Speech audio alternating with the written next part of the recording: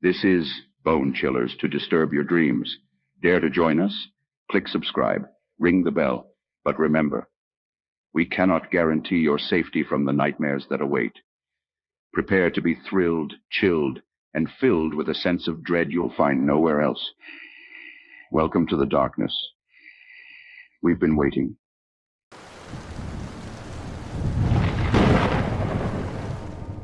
Mom, you don't look the same.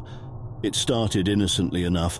I had returned home late, the house shrouded in the stillness of night. Only the faint hum of a lullaby broke the silence, echoing from my mother's bedroom, the very one she used to sing when I was a child. A sudden pang of nostalgia enveloped me. Why was she singing it now, alone in the middle of the night? Gently I approached her door, which was ajar, allowing a strip of moonlight to cast upon the hallway's wooden floor. Pushing it open, I saw her silhouette framed against the window, her back turned to me. The silver beams of the moon made her outline glow ethereally. "Mom?" I whispered, my voice hesitant. A feeling of unease began to settle in the pit of my stomach. She spun around, and for a moment it felt as though time had stopped. Her face was recognizable, those soft features I had come to know so well, but there was a twist. It was like seeing my mother through a distorted mirror. Her eyes glinted unusually bright, almost luminescent in the dim room. "Come, baby," she cooed, but the voice wasn't quite hers. It was familiar yet distant, echoing as if she were in a vast cavern. The lullaby she hummed earlier now sounded more like a mournful dirge. Taking a step closer, my eyes widened in shock.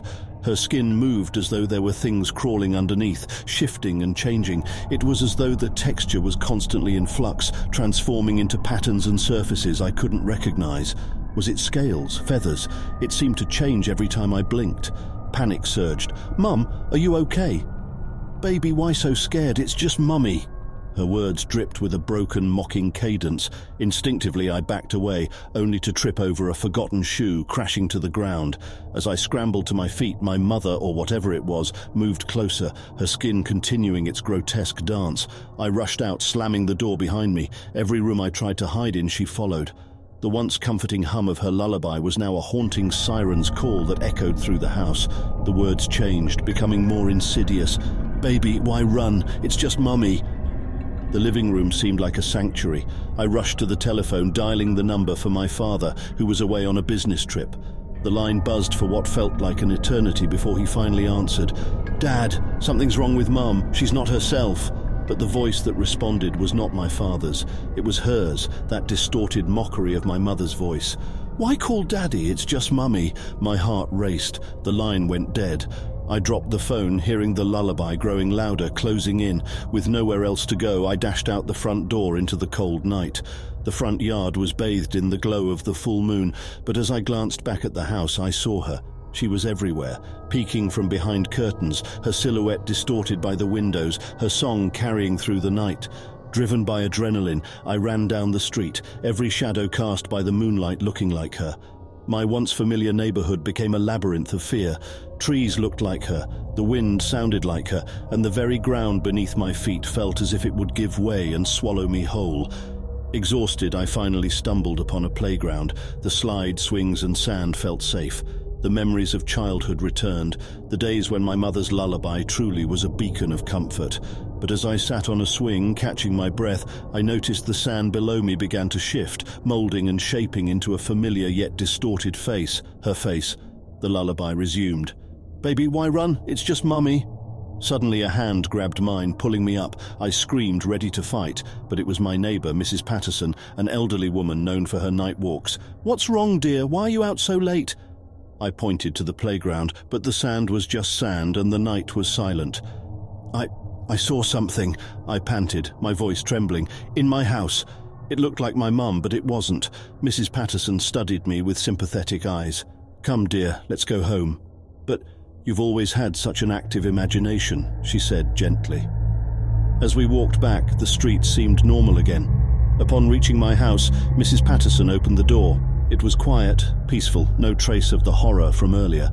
My real mother, groggy from sleep, appeared. "What's going on?" I hugged her, feeling her familiar warmth, no longer the chilling mirage that had haunted me. As I thanked Mrs. Patterson and she disappeared into the night, a nagging thought persisted. Had it all been a moonlit mirage? or had something truly otherworldly visited our home? Every full moon thereafter, I made sure to lock my doors and windows, never again wishing to hear that distorted lullaby of the night.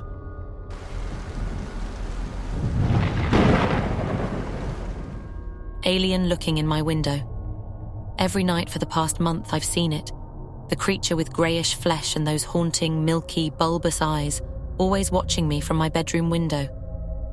At first I thought it was a figment of my imagination. A terrible nightmare come to life. But every evening, like clockwork, it was there, waiting, watching. Initially, it simply observed. Its gaze fixated on me. I would pull the curtains shut, burying myself under the blankets. I tried to convince myself it wasn't real. But then things began to change. One night, as I reached out to close the window, it raised a hand, my hand, mimicking my movement. The gesture was almost robotic, a jerky, imperfect reflection of my own movement. A shiver ran down my spine. Every subsequent night it continued its uncanny mimicry, imitating my mannerisms more accurately with each passing day. In just a week, the creature's movements grew more fluid. When I walked around my room, it mirrored me from behind the window, swaying its hips, blinking its eyes, lifting a hand to brush an imaginary strand of hair from its face. My heart raced. How could it learn so fast? What did it want? I avoided looking out the window, but I could feel its presence always lurking. Curiosity got the better of me one night. I peeked out and saw it standing motionless until it saw me. It smiled my smile, the corners of its mouth stretching eerily wide. Its teeth, they were exactly like mine. Horrified, I started to change my routine. One evening I danced, trying to throw it off. Instead of stumbling, the creature danced with me, matching every step, every twirl. As my fear heightened, so did its learning curve. The isolation became overwhelming. My friends noticed a change in my demeanor. But how could I tell them about the creature? How could they possibly understand? They'd think I was going mad. I had to deal with it on my own. One evening, after avoiding my own reflection for days, I took a deep breath and decided to confront it. If it mimicked me so closely, maybe it could understand me. I would communicate with it, ask it what it wanted. Anything to get it to leave me alone. But what I saw in the mirror made my heart freeze. Instead of my own eyes, those milky, haunting eyes stared back at me. The creature was no longer behind the window, it was within me. Panic consumed me. Was I losing my mind? The realization dawned upon me. It wasn't just learning my movements, it was learning to be me. I tried talking to it, shouting at the mirror. "What do you want?" My reflection smirked in return, an almost mocking gesture, lifting an eyebrow just as I would. There was no vocal response, but its intentions were clear. I had become its project, and it was succeeding. Days became an exhausting cycle of watching and being watched. Every gesture I made, even the way I spoke, I saw it being mimicked perfectly by the creature within my reflection. It was blending in, overshadowing my very existence. Desperation led me to seek a way out. Maybe if I altered my appearance drastically, cut my hair, it wouldn't recognize me anymore. But when I took the scissors to my long locks, my reflection stood still, its milky eyes filled with anger. Before I could make the first cut, an overwhelming force took hold of my arm, the scissors dropping to the ground with a clink. I needed to reclaim my identity. But the creature had one advantage. It had no fear. Every time I tried to outsmart it, it would counter me. Those milky eyes taunted me at every turn, a constant reminder that it was winning. One fateful evening, the creature in the mirror took the final step in its transformation. It looked, acted, and spoke like me. There was no discerning between us. We were identical. It beckoned me, a chilling smile on its face, to step closer. I was entranced. Those milky eyes held me captive. As I stepped closer to the mirror, I could feel a coldness enveloping me, drawing me into its depths. My reflection reached out, fingers brushing against mine, pulling me into an icy embrace. Then everything went black. When I awoke, I was on the other side of the mirror, trapped in a void, surrounded by darkness. In the distance, I could see my bedroom and the creature, now me, resuming my life as if nothing had happened. It laughed, chatted on the phone, and danced with an eerie grace. I pounded on the mirror, screaming for someone to notice, to save me. But no sound escaped the void. Every night I watch as the creature sleeps soundly in my bed.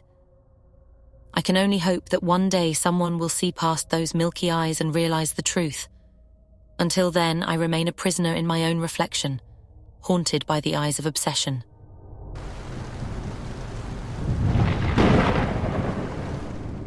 Bigfoot at my door. The moonlight was my only companion when I heard the sound at the door, an uneven scratching that made me freeze in place, praying that whatever it was would go away. But the sound persisted, growing louder. My heart raced as I pictured the claws of a wild animal, or worse, scraping at my door. Darting to the window, I took a peek outside. Bigfoot. I'd heard the legends, of course, everyone had. Yet, nothing prepares you for the reality. Its hulking silhouette was dark against the silvery backdrop of moonlit pines, its fingers unnaturally long and wiry, stretched in through the gaps, held back only by the strength of the chain I had latched earlier. Terrified, I dove beneath the bed, holding my breath. I felt a connection to all those childhood nights when I imagined monsters under the same bed. But now, the monster was real, and it was outside. The initial violent rattling of the door gave way to something strangely rhythmic. It no longer felt like a creature trying to break in. Instead, it sounded like the careful steps of a ritual dance. The steady beats, the occasional vocalizations, mournful yet somehow melodic. It was both haunting and captivating. Hours seemed to pass, the chilling dance echoing in the backdrop of my fear. But as dawn approached, the sounds began to wane. I dared a glance from my hiding spot. The creature was gone. Instead, propped against my door, was an intricately carved stick, roughly the size of my forearm. The totem was adorned with symbols and figures, some I recognized from local legends, spirals representing the cycles of life and death, the figure of a bear symbolizing strength and courage, and an owl, the keeper of secrets. Gathering every ounce of courage, I took the totem inside and decided to visit Mrs. Donnelly, the village's oldest resident and a self-proclaimed expert in all things supernatural. Her eyes widened at the sight of the totem. "Where did you get this, dear?" I recounted my harrowing experience, leaving out no detail. She listened, her wrinkled face a mask of concentration. "Ah," she murmured, tracing a finger over the totem's carvings. "This isn't the work of Bigfoot, though the creature might have been its messenger." "What do you mean?" I whispered. Mrs. Donnelly took a deep breath. "These woods are old, older than any of us, and in its depths they hold spirits. Not all are malevolent, but some are trapped in perpetual unrest. This totem is a shield, it keeps those spirits at bay." "Why would Bigfoot bring it to me?" I asked. "Perhaps it sensed you needed protection, or maybe it's trying to forge a connection, a bridge between its world and ours." She handed the totem back. "Keep it with you, especially during moonlit nights. And listen, always listen to the whispers of the pine trees. They'll warn you if there's danger." I thanked Mrs. Donnelly and hurried home, placing the totem on my windowsill, where it could stand sentinel against the mysteries of the woods. Days turned into weeks. The presence of the totem brought an inexplicable calm to the cabin. On moonlit nights, I'd often hear the distant rhythm of that same haunting dance, but it was no longer accompanied by fear. Instead, it felt like an old lullaby sung by the woods, putting my fears to rest. One evening, as I was walking near the edge of the forest, a soft rustling caught my attention. There, hidden in the shadows of the pines, stood Bigfoot. It watched me, its eyes reflecting a gentle intelligence. In its hand was another totem, similar to mine, but newer, fresher. I approached, my steps hesitant, but instead of aggression, the creature extended its hand, offering the totem. I took it, our fingers brushing for a moment. With a deep, resonating hum, it turned and retreated into the woods, its form soon obscured by the thickening trees. That night, as moonlight streamed through the window, I felt a connection deeper than I ever had before. The totems, the dance, Bigfoot, they weren't intruders or threats. They were reminders of the ancient bond between humanity and nature, an invitation to listen to the eternal whispers of the pine trees. And listen I did, for in those whispers I found stories older than time, tales of spirits and guardians, of men and creatures, all bound by the same moonlit dance of existence.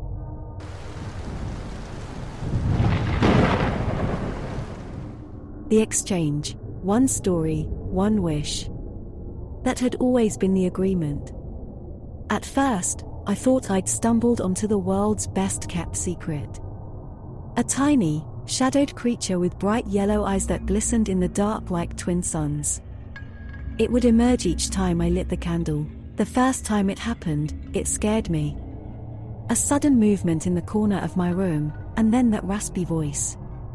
"Tell me a story," it whispered. As I hesitated, wondering if I'd truly gone mad, it added, "And I will grant you a small wish." Desperate and feeling ridiculous, I told it about my childhood dog, a beloved golden retriever named Maximum. In exchange, I wished to find a crisp $20 bill on the ground the next day. Imagine my shock when that exact thing happened. As days turned into weeks, our meetings became routine. I'd light the candle at dusk, and the creature would visit, eager for a tale. I told it of first loves, adventures with friends, and dreams of traveling the world. In return, I was granted wishes like acing an exam or having a perfect hair day. But slowly, the creature's demands began to change. One evening, it spoke before I could start. "Tell me," it rasped, "of the day you cried the hardest." I hesitated, remembering my parents' divorce. It was a memory I'd buried deep, not eager to relive. But the lure of another wish was too strong. I told it, pouring out my pain, my anger, my despair. It seemed to revel in it, its eyes burning brighter, and when I finished, it simply said, "More." The stories it wanted became increasingly darker. Memories of being bullied at school, the time I was betrayed by a close friend, the overwhelming loneliness I felt in college. Each time, it absorbed my stories with glee, its form growing slightly clearer, less shadowy, as though it was feeding off my very essence. One evening, it asked for a memory I'd locked away, praying never to think of again. "Tell me," it hissed, "of the night you thought you'd end it all." Tears filled my eyes. "No," I whispered. "I won't. Not that one." Its eyes flared. "You owe me," it growled. "For every wish I've granted, you owe me." I realized then that it wasn't just satiated by stories, it was feeding on my very soul, becoming stronger with each memory, each emotion I surrendered. The brighter its eyes burned, the more hollow I felt inside, like a vessel being emptied. "I don't want to wish anymore," I declared, trying to muster courage. It smirked, a grotesque twist of its shadowy lips. "You think you can walk away? After all you've given me? Your pain, your darkness, is now a part of me. And I want more." Each evening, even when I didn't light the candle, it appeared, demanding stories. The weight of its presence was oppressive, the room colder, the shadows deeper. My own reflection started to blur, my eyes losing their light, my skin growing paler. I knew I had to break the bond. But how? Every solution I thought of was overshadowed by the fear of making it angrier, of losing myself completely. One evening, after it had drained another painful memory, I whispered, "What happens when I have no more stories to tell?" It leaned in, so close I could feel the chill of its breath. "Then, I'll have all of you." A plan began to form in my mind. I'd give it stories, but not mine. I started reading tragedies, horror tales, and watching heart-wrenching films. Each night, I relayed them as if they were my own. For a while, it seemed to work. The creature seemed satisfied, but soon its eyes grew suspicious. "These aren't your stories," it spat one night. "I've no more to give," I whispered, feeling weaker than ever. Its eyes blazed. "Then it's time for the final exchange." Suddenly, the room was flooded with light. My mother stood at the door, having heard my conversations. In her hand, she held a burning sage bundle. "Leave my child," she commanded. The creature hissed, shrinking away from the sage smoke. "You think this will stop me?" "I've almost claimed her. We've strength in our stories," my mother said, "both good and bad. You've no power over her." Together, we chanted prayers, filling the room with memories of love, hope, and joy. With a deafening scream, the creature vanished. The ordeal left me scarred, but wiser. There's power in our stories, and even more in the emotions tied to them. Some entities might feed off our pain, but love and hope, They're the ultimate protectors.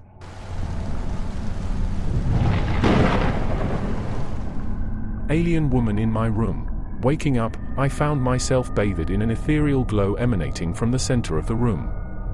The light was like nothing I'd ever seen, a luminous blue that made every corner of my bedroom feel surreal, like I was inside a dream. There stood an alien woman, her bluish-pale skin shimmering in the half-light. Her figure was tall and slender, and the translucent milky film covering her seemed alive, pulsating like the rhythm of a heart. Despite her otherworldly appearance, it was her eyes that were the most unsettling. They were dark, large, and void of emotion. She gazed at me, and in a voice that seemed to echo from every direction, she spoke. "You have been chosen." Fear closed around my throat, constricting it. I tried to scream, tried to call for help, but no sound came out. I couldn't move a muscle. Paralyzed, I could only watch as she began to transform. The glow from her chest grew in intensity, becoming brighter, and soon it was casting my room into sharp relief. The light enveloped her, and then, as suddenly as she appeared, she was gone. Hours or maybe minutes later, I regained control of my body. The room was normal again, the soft light of dawn seeping through the gaps in the curtains. I was drenched in sweat, my heart still racing. I told myself it was just a dream, an elaborate nightmare, but as the days turned into weeks, my body betrayed a truth I was unwilling to accept. Weeks later, I held a glowing baby in my arms. At a glance, the baby looked human. A tuft of dark hair, tiny fingers that grasped mine. But the soft blue glow that emanated from its skin told another story. Every time I looked into those familiar large dark eyes, the memory of that night sent shivers down my spine. My family tried to be supportive, attributing my story to the delirium of childbirth. But the baby's luminescent glow was hard to ignore. As it grew, I noticed more peculiarities. The baby didn't cry, it merely hummed, a soft, melodic tune that was eerily reminiscent of that voice, the one that echoed from every direction. My nights became restless, tormented by dreams of vast galaxies, of swirling nebulas and far-off worlds. I'd wake up with a sense of longing, a pang in my chest. And through it all, the baby would hum, as if providing a soundtrack to my dreams. One night, when the baby was about 3 months old, the blue light returned. I woke up, bathed once again in that otherworldly glow. And she was there, the alien woman, unchanged, the pulsating film around her skin alive as ever. She looked at the baby, then back at me. "The time has come," she intoned. I tried to clutch the baby tighter to my chest, but once again, I found myself paralyzed. The baby floated from my arms towards her, and she cradled it gently. The room seemed to resonate with the baby's hum, louder and more persistent. "He will bridge our worlds," she said, her voice echoing, a beacon of hope, an emissary of understanding. Tears streamed down my face. "Please," I whispered, though I wasn't sure what I was pleading for. She leaned closer, and for a moment, I thought I saw a flicker of emotion in her eyes. "Do not despair," she whispered. "He will always be a part of both our worlds." With that, she disappeared, and the room plunged into darkness. The baby's hum, that once comforting sound, was gone. Morning light found me broken, clutching a blanket that no longer glowed. The room was filled with a deafening silence. The pain of loss threatened to consume me. Weeks turned into months, and my life resumed a semblance of normality. But every night, as I lay down to sleep, I'd hear it, the soft, distant hum. I'd stare out the window, at the vast expanse of the night sky, and amidst the stars, one would shimmer ever so slightly brighter. A soft blue light in the darkness, a beacon of hope, bridging two worlds.